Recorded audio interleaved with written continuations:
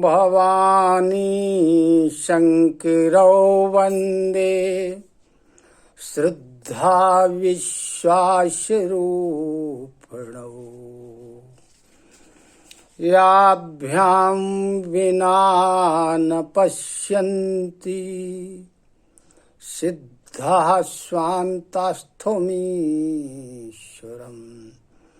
प्रिय स्नेहीजन एवं भगवत कथा रस के रसिक जन सभी को मेरा सादर प्रणाम। हमने और आपने पिछले वीडियो में चर्चा की थी काल सर्प योग की। तो काल सर्प योग का निर्धारण जन्म कुंडली से होता है, इसलिए थोड़ा सा जन्म कुंडली को समझना आवश्यक था। थोड़ी सी चर्चा उस वीडियो में जन्म कुंडली पर हुई। अब बात करते हैं कि जन्म कुंडली में एक लग्न चक्र होता है जिसे हम जन्मांग चक्र भी कहते हैं। इसमें 12 खंड होते हैं। ऊपर की ओर जो बीच का खंड होता है वो लग्न स्थान माना जाता है। जो लग्न आती है वह वहां रखी जाती है और वो लग्न का ही वहां अंक रखा जाता है। फिर क्रम से अंक रख दिए जाते हैं, लेकिन जो गणना हम करते हैं वहां उसको प्रथम घर मानते हैं या प्रथम स्थान मानते हैं या प्रथम भाव मानते हैं। उसी के आधार पर पहला दूसरा इस प्रकार अंक चाहे जो कुछ हो। तो हम चर्चा करते हैं इसलिए इस जन्मांग चक्र की, क्योंकि इसी के आधार पर काल सर्प योग के प्रकारों का निर्धारण होता है और काल सर्प योग का निर्धारण होता है। इसी लग्न चक्र में जब राहु और केतु के बीच में सारे ग्रह आ जाते हैं तब काल सर्प योग बनता है। तो यदि किसी की कुंडली है तो उससे हमें ज्ञात हो जाएगा कि काल सर्प योग है या नहीं है। लेकिन यदि किसी की कुंडली नहीं तब कैसे निर्धारण होगा कि इसे काल सर्प योग है या नहीं है। तो इसे हम कुछ लक्षणों के आधार पर ही समझ सकते। इसके जो लक्षण हैं, अन्य लक्षण अन्य ग्रहों के द्वारा जो कष्ट प्रदान होते हैं या हमारे क्रियाकलाप के द्वारा परेशानियां पैदा होती हैं उनसे मिलते जुलते हैं। जैसे मानसिक तनाव का होना, परिश्रम अधिक करने के बाद भी उपयुक्त सफलता का प्राप्त न होना, मानसिक तनाव, शारीरिक परेशानी, कलहपूर्ण पारिवारिक जीवन, तो इसके अनेक कारण होते हैं। लेकिन इसमें एक ऐसा लक्षण है जो विशेषता है इसी में पाया जाता है। इसका जो विशेष लक्षण है वह है कि स्वप्न में सर्पों का दिखाई देना, वो भी आए दिन। ऐसा नहीं है कि एक आध बार दिखाई दिया तो काल सर्प योग हो गया। और आते जाते प्रायः सर्पों का मिलना, ये काल सर्प योग का प्रमुख लक्षण है। अब बात आती है काल सर्प योग के प्रकारों की। और प्रकारों पर चर्चा करने के बाद हम इसके शांति के उपाय या इसके निवारण के उपायों पर भी चर्चा करेंगे। तो जब इसके प्रकारों की बात आती है तो यह 12 प्रकार का होता है। ज्योतिषाचार्यों के मतानुसार यह 12 प्रकार का होता है। तो जो अभी चर्चा हुई जन्म कुंडली में प्रथम भाव की यानी लग्न भाव की, तो जब प्रथम भाव में राहु हो और 7वें भाव में केतु हो, ये दोनों राहु और केतु 180 डिग्री पर रहते हैं काल सर्प योग में। यदि ये 180 डिग्री पर नहीं है तो काल सर्प योग नहीं है। ये 180 अंश पर रहते। तो पहला काल सर्प योग है अनंत काल नाम का काल सर्प योग। इसमें पहले भाव में या पहले स्थान में या पहले घर में राहु होता है और 7वें घर या भाव में केतु होता है। तब पहला काल सर्प योग होता है अनंत काल नाम का काल सर्प योग। दूसरा काल सर्प योग है कुलक नाम का। जब दूसरे भाव में राहु होता है और 8वें भाव में केतु होता है, तब कुलक नाम का काल सर्प योग बनता है। इन 12 प्रकार के काल सर्प योगों में सबसे अच्छा काल सर्प योग यही है, जे शुभ फल प्रदान करता है। कहीं कहीं ये अन्य ग्रहों के योग के कारण अशुभ फल भी प्रदान करता है, लेकिन ये शुभ फल भी प्रदान करता है। जिसे कुलक नाम का काल सर्प योग होता है वो बड़ा सौभाग्यशाली होता है और उसको अच्छे अच्छे पदों पर पदासीन किया जाता है, वरिष्ठता प्रदान होती है, महत्व प्रदान होता है, सम्मान प्राप्त होता है। तीसरा है वासुकी नाम का काल सर्प योग। इसमें तीसरे भाव या घर में राहु होता है और 9वें भाव या घर में केतु होता है। यहां भी ये 180 अंश बनाता है। चौथा काल सर्प योग है शंखपाल नाम का काल सर्प।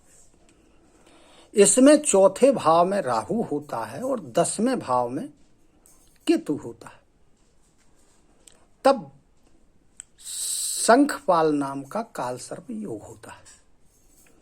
5वां है पद्म नाम का काल सर्प योग।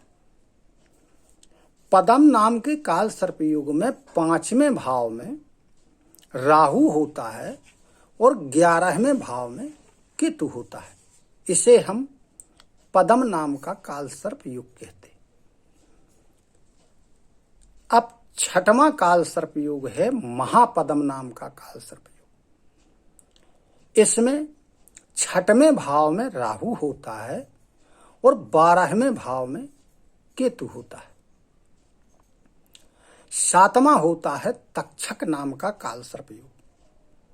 इसमें 7वें भाव में राहु होता है और पहले भाव में केतु होता है और इन सब के बीच में सभी ग्रह होते हैं। ऐसा हर योग में है कि राहु केतु के अंदर ही पूरे ग्रह रहेंगे, तब काल सर्प योग बनता है। तो 7वां जो तक्षक काल नाम का काल सर्प योग है, यह 7वें भाव में राहु होता है और प्रथम भाव में केतु होता है। 8वां काल सर्प योग है करकोटक नाम का काल सर्प योग। इसमें 8वें भाव में राहु होता है और द्वितीय भाव में केतु होता है। 9वां काल सर्प योग है शंखचूर्ण नाम का काल सर्प योग। इसमें 9वें भाव में राहु और तीसरे भाव में केतु होता है। यह जो शंखचूर्ण नाम का काल सर्प योग होता है, जिसको यह शंखचूर्ण नाम का काल सर्प योग होता है, उससे यह ज्ञात होता है हमें कि इस व्यक्ति को पितृदोष है। काल सर्प योग के साथ साथ इसे पितृदोष भी है, अतः उसे पितृदोष का भी उपाय करना चाहिए। यह शंखचूर्ण नाम का 9वां काल सर्प योग है। घातक 10वां, यह घातक नाम का काल सर्प योग बनता है जब 10वें भाव में राहु होता है और चौथे भाव में केतु होता है, तब घातक नाम का काल सर्प योग बनता है। अब 11वां काल सर्प योग का नाम है विषधर नाम का काल सर्प योग। इसमें 11वें भाव में राहु होता है और 5वें भाव में केतु होता है, तब विषधर नाम का काल सर्प योग बनता है। 12वां है शेषनाग नाम का काल सर्प योग। यह 12वें भाव में राहु यह इसमें होता है और 6वें भाव में केतु होता है। यानी 12 प्रकार इसके इसलिए हैं क्योंकि लग्न कुंडली में 12 खंड होते और ये प्रथम खंड से लेकर के राहु 12वें खंड तक चलता है और उसके 180 डिग्री पर यानी उससे 7वें नंबर पर केतु स्थापित रहता है। उसके बीच में सारे ग्रह आ जाते। और इसी के आधार पर इसके प्रकारों का भी निर्धारण किया गया है। प्रथम स्थान से प्रारंभ करके और 12वें स्थान तक राहु जाता है और उससे 7वें स्थान पर केतु बढ़ता जाता है। और 7वां स्थान एक ऐसा है, इसमें प्रत्येक ग्रह अपने 7वें स्थान को पूर्ण दृष्टि से देखता है। 7वें में केतु बैठता है, वहां राहु की दृष्टि भी उस पर पड़ती है, तो दोनों का प्रभाव अधिक बढ़ जाता है और सारे ग्रह इसकी लपेट में रहते हैं बीच, जिसके कारण अधिकतर यह अशुभ फल प्रदान करते हैं। इसी के लिए ज्योतिषाचार्यों ने निवारण के उपाय भी इसमें बताए हैं। जो निवारण के उपाय हैं वो भी सरल उपाय हैं, इसके ज़्यादा वीडियो ना बनाना पड़े, इसलिए इसी वीडियो में इसके उपायों को भी संकलित किया गया है। तो सरल उपायों से हम इसका प्रारंभ करते हैं और फिर थोड़ी कठिन उपायों तक हम जाएंगे। सरल उपायों से इसलिए प्रारंभ करते हैं क्योंकि किसी की व्यवस्थाएं या परिस्थितियां नहीं बन पाती हैं या उसे ये ज्ञात ही नहीं होता है हमें काल सर्प योग है या नहीं है। तब भी यदि इसको किया जाए तो ये लाभ ही प्रदान करते हैं। तो इसमें जो निवारण के उपाय हैं, इन उपायों पर हम चर्चा करते हैं। पहला उपाय है कि श्रावण मास में रुद्राभिषेक करना या करवाना। दूसरा उपाय है दूध में मिश्री घोल करके और शिवलिंग पर अभिषेक करना, यानी उसको चढ़ाना, उन्हें अर्पित करना और तांडव स्तोत्र का पाठ करना। तीसरा है बहते हुए शुद्ध जल में, यानी पवित्र कोई नदी हो या कोई साधारण नदी हो, बहता हुआ जल हो, उसमें चांदी से बने नाग और नागिन के जोड़े को विधि के सहित प्रवाहित करना, उसमें छोड़ना, बहाना। अगला है महामृत्युंजय का जाप, या तो किसी के द्वारा करवाना या उसको स्वयं करना।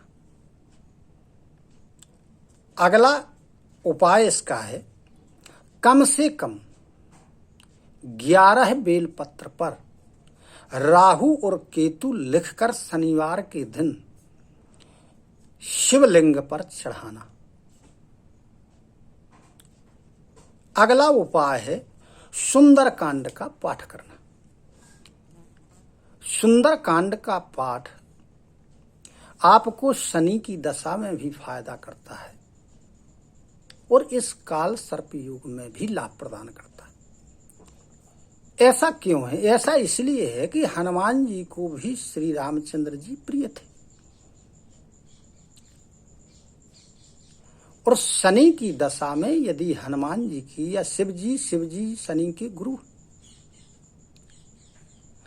इधर शिव जी को भी भगवान राम की कथा प्रिय थी, भगवान राम का नाम प्रिय। उधर हनुमान जी को भगवान श्री रामचंद्र जी की कथा प्रिय है और उनका नाम प्रिय है। इसलिए यदि हम सुंदर कांड का पाठ करते हैं तो यह दोनों तरफ फायदा करता है। उधर यदि शनि की दशा है तो उसमें लाभ प्रदान करता है, यहाँ यदि काल सर्प योग है तो उसमें भी लाभ प्रदान करता है। छठवां उपाय है इसका कि आप चंदन में केसर डाल के और उस चंदन को भगवान को लगाने के बाद, शिव जी को अर्पित करने के बाद या किसी भी देवी देवता को अर्पित करने के बाद, चढ़ाने के बाद, लगाने के बाद, और स्वयं अपने माथे पर उसका तिलक लगाएं। यदि हमें काल सर्प योग है तो उससे हमें लाभ प्राप्त होता है। अब एक विशेष महत्वपूर्ण उपाय है कि जो हमारे ज्योतिर्लिंग है, हमारे 12 ज्योतिर्लिंग हैं, 12 ज्योतिर्लिंगों में अधिकतर जो हमारे ज्योतिर्लिंग हैं वो किसी न किसी पवित्र नदी के किनारे या समुद्र के किनारे। तो यदि ज्योतिर्लिंग में इसका शांति का उपाय किया जाए, वहां शांति कराई जाए, वहां नाग नागिन को जोड़े को, वहां पंडा पुजारी जो होते हैं वो विधि सहित इसकी शांति करते हैं। अपने आसपास विशेष महत्वपूर्ण स्थान है इसके लिए नासिक त्र्यंबकेश्वर, जो गोदावरी नदी के किनारे, वहां इसका विशेष करके शांति का उपाय किया जाता है। दूसरा है हमारा महाकालेश्वर उज्जैन में, जो पवित्र नदी क्षिप्रा नदी के किनारे। हमारे उज्जैन में एक नाग चंद्रेश्वर का भी मंदिर है, जो वर्ष में केवल एक दिन दर्शन के लिए खुलता है। वहां काल सर्पयोग वाले व्यक्ति उस दिन वहां दर्शन करते हैं। ये केवल नाग पंचमी को खुलता है, तो कहते हैं उससे भी इसकी शांति होती है। तो इस प्रकार अब बातें आती है काल सर्पयोग की। मुझे कहना नहीं चाहिए, और जिसे भी अप्रिय लगे उससे मैं कहने के पूर्व ही क्षमा प्रार्थी हूं। हमने बुजुर्गों से और जो हमारे पूर्व के ज्योतिष के शास्त्र हैं,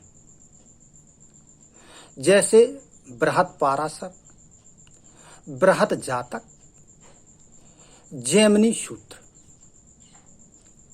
इनमें जहां तक अध्ययन किया या बुजुर्गों के द्वारा सुना या समझा, तो यह पाया जाता है कि उनमें काल सर्प योग का कहीं भी कोई विधान नहीं, न कहीं कोई उल्लेख उसमें प्राप्त होता है। ठीक है, ज्योतिषाचार्यों के द्वारा इसका निर्धारण किया गया है, मैं भी उसमें सहमत हूं, मानता हूं, मुझे तो इसका कोई ज्ञान है ही नहीं। अतः मैं सभी से क्षमा प्रार्थी हूं। जितना मेरी समझ में आया उतना आपके सामने प्रस्तुत किया। यदि किसी को यह अप्रिय लगे तो मैं उससे क्षमा प्रार्थी हूं। इसी के साथ सभी को सादर नमन, सादर प्रणाम। जय सिया राम, जय श्री कृष्ण, धन्यवाद।